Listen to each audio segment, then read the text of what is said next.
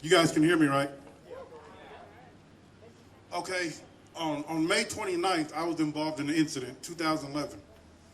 Up to that point, I don't believe I've ever had an issue with the police officer, maybe a traffic stop for speeding or something.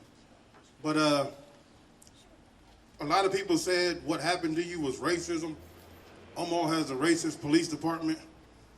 And I felt like what happened to me that night was because of my big mouth. And I was angry. By all means, I'm a big guy. I was mad. Some words were said. And I got arrested. You guys saw a video. And a lot of people kept saying, Robert, you're a victim of police brutality. And I always said, no. Things got out of hand that night on both sides. But at that time, I didn't see any solidarity. I didn't see anybody really on my side. And a couple white guys came up to me. One was Mark Welsh. I call him the general. Another was Doug Patterson. He's right there. And they stayed on me. They were like, Robert, we want to help. How can we help? Well, what can be done? I didn't know. I had never been through that before. But the whole time I grew up knowing Danny Hayes, Kevin Collins, Paula Tipperley, Officer Bonham. So all the while, people kept trying to pit me against the police, saying, hey, this is what happened. We need you. We need you to speak out. And I did what I chose to do on my own. I fought the case. Some people could say I won, some people might say I lost, but either way, it made me a better person. It made me be able to forgive. It made me be able to say, hey, these guys are just doing their job, like it or not. Can you come up here, Officer Bonham? Come on up here.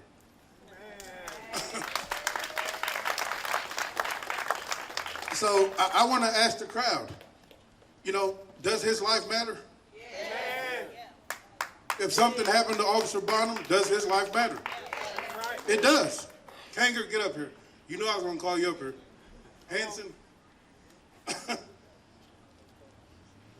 I met Sergeant Hanson. He put up on me one day at my house and said, hey, I'm patrolling the neighborhood. If you got any issues, give me a buzz. He gave me his number. And I said, okay. So, Kanger, I bother him all the time. Late at night, he'll text right back. But do these guys' lives matter? Yes. Come on, people. Yes. So when people go back and forth with black lives, all lives, look. We're all one, no matter what. That's right. We all bleed. We all cry. We all have emotions. And when you put everything else aside, everything that we're forced to believe, everything that's pushed on us, and you look at somebody and say, that's a human being. That's when you can get along. That's when you can have events like this. These guys are doing their job. They want to go home to their family, just like me, everyone else. So for anyone to say, hey, we want harm to come to a police officer, something is wrong. Pray for that person. Sorry, KTV or whoever it was. Channel 3.